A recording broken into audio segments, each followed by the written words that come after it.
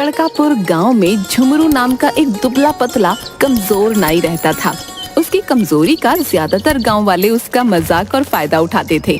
आज झुमरू अपनी दुकान खोलकर बैठा ही था कि तभी गांव के दो बिगड़ैल बिल्ला और जग्गू उसकी दुकान पर आकर बोले, क्या हाल है झुमरू भैया, सब कुछ ठीक तो है?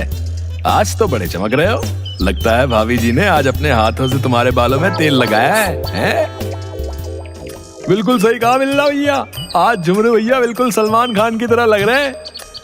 देख नहीं रहा, सिर्फ सलमान खान की तरह ही नहीं लग रहे, बल्कि मुझे तो लगता है कि झुमरू भैया की बॉडी भी बिल्कुल सलमान खान की तरह ही होती जा रही है भैया। इतना कहकर जग्गू और बिल्ला झुमरू का मजाक उड़ाते हुए हंसने लगे। अरे ऐसा मत बोलो बिल्ला भैया, अगर झुमरू भैया को कहीं गुस्सा आ गया तो हमारे तो लेने के देने पड़ जाएंगे। सही कहा यार जग्गू, कहीं गलती से झुमरू भैया ने एक थप्पड़ हम दोनों को मार दिया तो हमारे तो फिल्मी स्टाइल की तरह दांत बाहर आ जाएंगे भाई। तुम दोनों को अपने बाल कटवाने हैं क्या? बाल भी कटवाने हैं और शेव भी बनवानी है। पर ध्यान रखना झुमरू भैया, आज हम दोनों के चेहरे पर तुम्हें फेशियल भी करना है। वो क्या है ना, गांव के मुखिया की बेटी की आज शादी है और हम दोनों को उस शादी में सबसे सुंदर दिखना है। इतना कहकर दोनों कुर्सी पर बैठ गए। झुमरू ने एक एक करके उन दोनों की शेव और बाल बना दिए। जग्गू और बिल्ला ने अपने चेहरे पर खूब महंगा मसाज भी करवाया। आप दोनों के 5 हो गए। बस 500? मुझे तो लगा था कि हम दोनों के चेहरे पर फेशियल करने के तुम 5000 रुपए लोगे। आप दोनों ने चेहरे पर जो फेशियल करवाया है वो थोड़ा महंगा है, उसकी क्रीम बहुत महंगी आती है। सोच लो, कुछ और ज्यादा कर लो पैसे।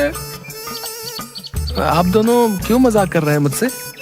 अरे क्या तुम हमारी भाभी लगती हो हैं जो हम तुमसे मजाक करेंगे हैं भाई? मैंने आप दोनों से बिल्कुल मुनासिब पैसे मांगे हैं। भला मैंने गांव में किसी से ज्यादा पैसे लिए हैं क्या? ठीक है बिल्ला, इन्हें 500 दे दो। बिल्ला के इतना बोलते ही जग्गू ने झुमरू के 5 थप्पड़ जड़ दिए और बिल्ला ने तो झुमरू के मुंह पर 2 मुक्के मार दिए। बेचारा कमजोर झुमरू जमीन पर गिर गया। झुमरू भैया देखो, पूरे 500 दिए हैं। देखो, 5 थप्पड़ मैंने मारे और बिल्ला ने तुम्हारे मुंह पर 2 घूंसे लगाकर 2 शून्य बना दिए। हुए ना पूरे 500। आइंदा से हमसे पैसे मांगे तो तेरी दुकान को तोड़कर यहाँ पर तेरा तंबू बना देंगे। बड़ा आया हमसे पैसे मांगने वाला, 1.5 पसली कहीं का। इतना कहकर वो दोनों चले गए। झुमरू बेचारा आंखों में आंसू लिए बैठ गया। शाम को झुमरू अपनी दुकान बंद करके घर चला गया। उसके चेहरे पर चोट के निशान देख उसकी पत्नी शर्मीली गुस्से से बोली, तुम्हारे चेहरे पर ये चोट के निशान कैसे हैं? कुछ नहीं, सुबह दुकान पर जाते वक्त पैर फिसल गया और मैं गिर गया। मुझे क्या बेवकूफ समझा है? शक्ल से ही लग रहा है कि किसी ने तुम्हारे मुंह पर जोर जोर से मुक्के मारे हैं। जब सब कुछ जानती ही हो तो फिर पूछ क्यों रही हो? मेरी समझ में नहीं आता कि आखिर आप इतने डरपोक क्यों हैं? गांव वाले आपका मजाक उड़ाते हैं, जिसकी मर्जी होती है वो आपको पीट कर चला जाता है। आप कुछ कहते क्यों नहीं? कैसे कहूँ, मैं और लोगों की तरह शक्तिशाली नहीं हूँ। मैं कितना दुबला पतला हूँ, गांव वाले मुझे 1.5 पसली कहकर बुलाते हैं। अरे अगर आप दुबले पतले हैं तो क्या हुआ? क्या दुबले पतले लोगों के अंदर ताकत नहीं होती? लड़ने के लिए हिम्मत होनी चाहिए। तुम्हारे अंदर तो वो भी नहीं है। अब खड़े खड़े मेरा मुंह क्या देख रहे हो? तुम्हारे चेहरे पर नील पड़ रहे हैं। जाओ जाकर डॉक्टर बाबू को दिखा कर आओ। शर्मीली की बात सही थी। झुमरू को वास्तव में बहुत दर्द हो रहा था। झुमरू चुपचाप घर से निकलकर डॉक्टर मुरारी के घर पर चला गया। मगर मुरारी के घर जाकर हैरान रह गया।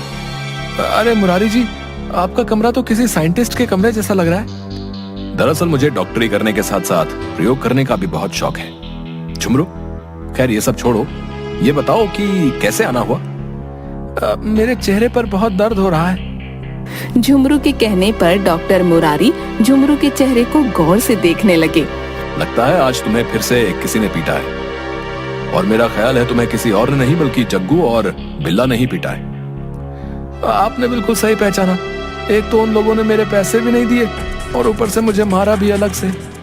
क्या तुम्हारे पैसे भी नहीं दिए और तुम्हें पीटा अलग से? आखिर तुम इतना डरते क्यों? क्या तुम्हें गुस्सा नहीं आता? बहुत आता है। मन तो कर रहा था कि उन दोनों का मुंह तोड़ दूं, लेकिन मैं जानता हूं कि अगर मैं ऐसा करता तो और ज्यादा मार खाता। वैसे आप ये शीशी में क्या बना रहे थे? उसमें से धुआं निकल रहा था। मैं एक ऐसी दवाई तैयार कर रहा हूं कि जिसे पीकर इंसान इतना शक्तिशाली हो जाएगा कि एक ही मुक्के से वो चट्टान को भी तोड़ देगा। डॉक्टर की बात सुनकर झुमरू हैरत में पड़ गया।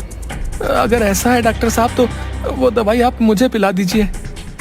पागल हो गए हो क्या? पहले जानवरों के ऊपर प्रयोग किए जाते हैं, इंसानों के ऊपर नहीं। कहीं तुम्हें कुछ हो गया तो मैं जेल चला जाऊंगा।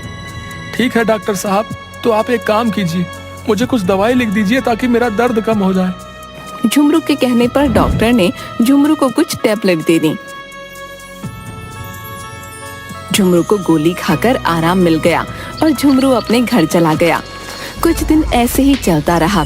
एक दिन झुमरू अपनी पत्नी के साथ बाजार से लौट रहा था कि तभी जग्गू की बाइक शर्मीली से जा टकराई। शर्मीली, जग्गू और बिल्ला नीचे गिर गए। ये क्या हरकत है बिल्ला भैया, देखकर नहीं चल पाते क्या? तुम्हारी वजह से मेरी पत्नी को चोट लग गई। बिल्ला और जग्गू उठकर खड़े हो गए। क्या बोला डेढ़ पसली नाई हैं? खुद तो अंधों की तरह चल रहे हो सड़क पे हैं, ऊपर से हमें दोष दे रही है। लगता है ये उस दिन के 500 रुपए भूल गया। इसे फिर से 500 रुपए देने होंगे। इतना बोलकर दोनों ने झुमरू को पकड़ लिया। ऐसा मत करो, मेरी पत्नी के सामने मुझे मारोगे तो मेरी बेइज्जती हो जाएगी। शर्मीली दर्द से कराहते हुए बोली, छोड़ दो मेरे पति को। एक तो अंधाधुंध फुल रफ्तार से अंधे होकर बाइक चलाते हो। तुम्हारी बाइक मेरी कमर से टकराई है। माफी मांगने की बजाय ऊपर से अकड़ रहे हो। मैं तुम दोनों की शिकायत मुखिया से करूंगी। शौक से कर दो, मुखिया हमारा क्या बिगाड़ लेगा है? वो तो खुद हमारे पिता से उधार पैसे मांगने आता है। मत भूलो, मेरे पिता और बिल्ला के चाचा इस गांव के जमींदार हैं। वैसे भाभी, तुम्हारी कमर इतनी नाजुक है तो हम क्या करें? अरे शर्मीली भाभी, इस डेढ़ पसली में क्या रखा है? हम दोनों से दोस्ती कर लो, तुम्हें रानी बनाकर रखेंगे, रानी। ये क्या बकवास कर रहे हो तुम दोनों? तुम्हें शर्म नहीं आती? मेरे ही सामने मेरी पत्नी को छेड़ रहे हो। हाँ छेड़ रहे हैं, तो तू क्या कर लेगा बे? हैं? ओ यार, क्यों इस डेढ़ पसली से खामखा बात करके अपना वक्त बर्बाद कर रहा है? ओए जड़ दे 2-3 गाल पर। बिल्ला के कहने पर जग्गू ने 2-3 थप्पड़ झुमरू के गाल पर जड़ दिए और वो दोनों झुमरू का मजाक उड़ाते हुए वहाँ से चले गए। जब तुम मेरी सड़क पर इन लड़कों से मेरी रक्षा नहीं कर सकते तो फिर तुम्हारे पति होने का क्या फायदा? डूब मरो चुल्लू भर पानी में। इतना कहकर शर्मीली गुस्से से वहाँ से चली गई। झुमरू रात तक वहाँ गुस्से की हालत में खड़ा रहा। रात को झुमरू अपने घर की ओर जाने लगा, तभी उसकी नजर डॉक्टर मुरारी के घर पर पड़ी। झुमरू तुरंत मुरारी के घर के अंदर चला गया और झुमरू वही ताकत की दवाई उठाकर घर चला आया। अगली सुबह वो बगैर कुछ खाए पिए घर से बाहर आकर उस शीशी को जेब से निकालते हुए गुस्से में अपने आप से बोला, बिल्ला और जग्गू ने मेरा जीना हराम कर रखा है। कल तो इन दोनों ने हद कर दी, मेरी पत्नी के सामने मुझे बेइज्जत कर दिया। मैं उन दोनों को नहीं छोड़ूंगा, और उन दोनों को ही क्यों, पूरा गांव मेरा मजाक उड़ाता है। मैं सबको सबक सिखाऊंगा। इतना बोलकर जग्गू वो पूरी शीशी पीने ही वाला था कि तभी वो खुद से बड़बड़ाते हुए बोला, नहीं, ये मैं क्या कर रहा हूँ? डॉक्टर मुरारी ने कहा था कि इसका प्रयोग सबसे पहले जानवरों में किया जाएगा, लेकिन मेरी जिंदगी भी तो किसी जानवर से कम है क्या? जब भी किसी का दिल चाहता है तो जानवरों की तरह मुझे पीट कर चला जाता है। मैं एक काम करता हूँ, इसको आधा ही पीता हूँ, जो होगा देखा जाएगा। इतना कहकर झुमरू ने आधी शीशी पीकर जेब में रख ली, मगर उसे अपने अंदर कुछ भी परिवर्तन महसूस नहीं हुआ। अरे मुझे तो कुछ भी महसूस नहीं हुआ, ऊपर से मुझे भूख और लगने लगी। जेब में खाने के लिए पैसे तो है नहीं, चलो चाय से ही गुजारा कर लेते हैं। झुमरू गांव में एक चाय की दुकान पर आकर चाय वाले से बोला, एक चाय देना भैया। क्या हाल है झुमरू भैया? सुना है कल बिल्ला और जग्गू ने तुम्हारी पत्नी के सामने तुम्हें पीट दिया। इतना कहकर चाय वाला हंसने लगा।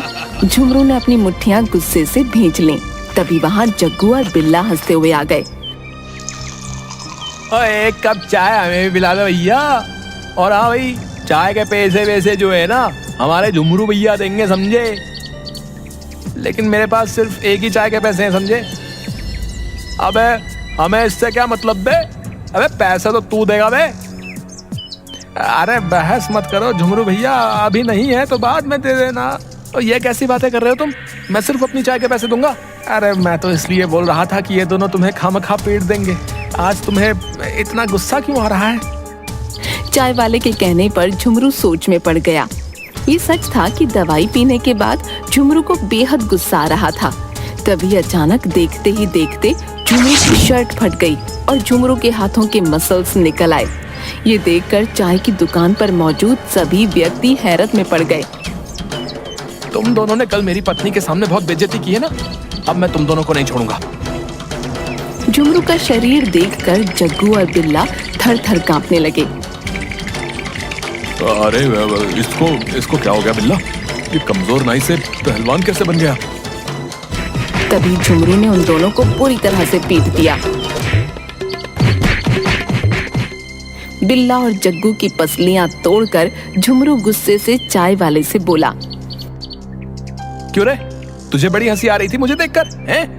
अरे नहीं झुमरू भैया, हम तो आपकी भलाई के लिए बोल रहे थे, हम सब आपके साथ में हैं। आते ही तूने मेरा सबसे पहले मजाक उड़ाया था। उन दोनों से कुछ कहने के बजाय तू मुझसे ही चाय के पैसे मांग रहा था, है बे? इतना कहकर झुमरू ने लातों और घूंसों से चाय वाले का मुंह लाल कर दिया। चाय वाला बेहोश होकर गिर पड़ा। पूरे गांव में हाहाकार मच गया। कुछ ही देर में गांव का जमींदार चौधरी अपने आदमियों को लेकर गुस्से से झुमरू के घर पर पहुंचकर उसकी पत्नी से बोला, कहाँ है तेरा पति झुमरू? उसने मेरे भतीजे और बेटे को इतनी बुरी तरह से मारा है कि उनकी पसलियां तक तोड़ दी। ये कैसी बात कर रहे हैं आप चौधरी जी? मेरे पति तो बेहद दुबले पतले और बहुत सीधे हैं। उल्टा तुम्हारे बेटे और भतीजे ने कल बाइक से मेरी पीठ पर चोट मार दी और मुझे छेड़ा और... अरे बकवास मत कर शर्मीली, हैं? अरे पूरे गांव में तेरा पति सबको बेदर्दी से पीटता फिर रहा है, हैं? तभी अचानक वहाँ पर झुमरू आ गया। झुमरू को देखकर चौधरी थर-थर कांपने लगा और अपने आदमियों से बोला, अरे देखते क्या हो, अरे निकाल दो इसकी सारी पहलवानी। चौधरी के कहने पर चौधरी के आदमी झुमरू को मारने के लिए बढ़े, मगर झुमरू ने देखते ही देखते चौधरी के सारे आदमियों को धूल चटा दी। ये देखकर चौधरी डर कर वहाँ से भागने लगा। झुमरू ने तुरंत चौधरी को पकड़ लिया। कुछ देर पहले तेरे बेटे और भतीजे को मारा था, अब तेरी बारी है। इतना कहकर झुमरू ने चौधरी को भी बुरी तरह से पीट दिया। चौधरी दर्द से कराहता हुआ वहाँ से चला गया। अजीब, ये आपको क्या हो गया? आप तो बेहद दुबले पतले थे, अचानक इतने तगड़े कैसे हो गए? ये सब डॉक्टर मुरारी की दवाई का कमाल है। अब मैं हमेशा ऐसा ही रहूंगा और सारे गांव वालों का जीना हराम कर दूंगा।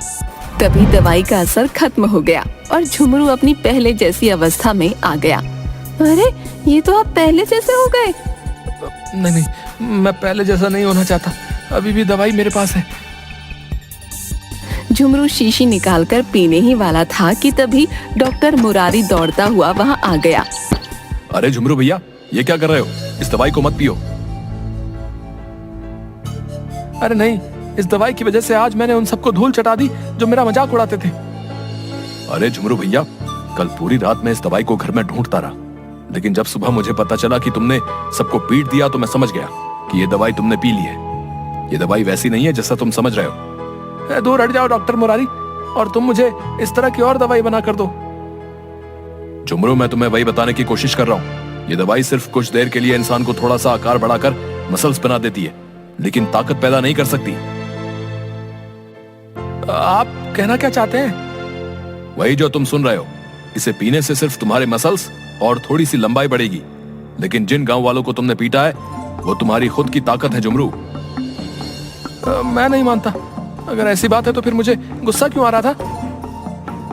झुमरू, इस दवाई को पीने के बाद सिर्फ इंसान को थोड़ा सा गुस्सा आ जाता है। जब तुम्हारे शरीर का आकार और मसल्स बढ़ गए तो तुम्हें उसे देखकर हिम्मत आ गई। जबकि सच तो यह है कि अगर तुम इसे नहीं भी पीते और अपने अंदर हिम्मत पैदा कर लेते तो तुम उन लोगों को वैसे भी मार लेते। झुमरू, तुम सिर्फ देखने में दुबले पतले जरूर हो, लेकिन तुम्हारे अंदर एक आम आदमी की तरह ही ताकत है। आप सही बोल रहे हैं डॉक्टर, शायद मुझ में हिम्मत की ही कमी थी। आज के बाद अब मैं अन्याय नहीं सहूंगा। उस दिन के बाद झुमरू ने डरना छोड़ दिया।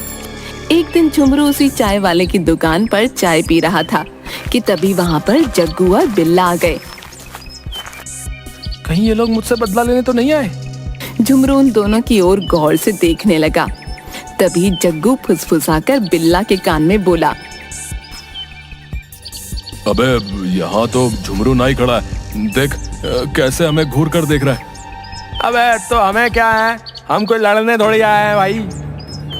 अबे ये हमें घूर रहा है, कहीं ऐसा ना हो कि ये फिर से पहलवान बनकर हमें पीट दे। तू सही कह रहा है यार, चल निकल लेते हैं यहाँ से चुपचाप, कहीं ऐसा ना हो कि ये हमें फिर से पीट दे। जग्गू और बिल्ला बड़ी फुर्ती से दुम दबाकर भाग गए। झुमरू के होठों पर मुस्कुराहट आ गई। इसके बाद झुमरू अपनी पत्नी के साथ खुशी खुशी रहने लगा।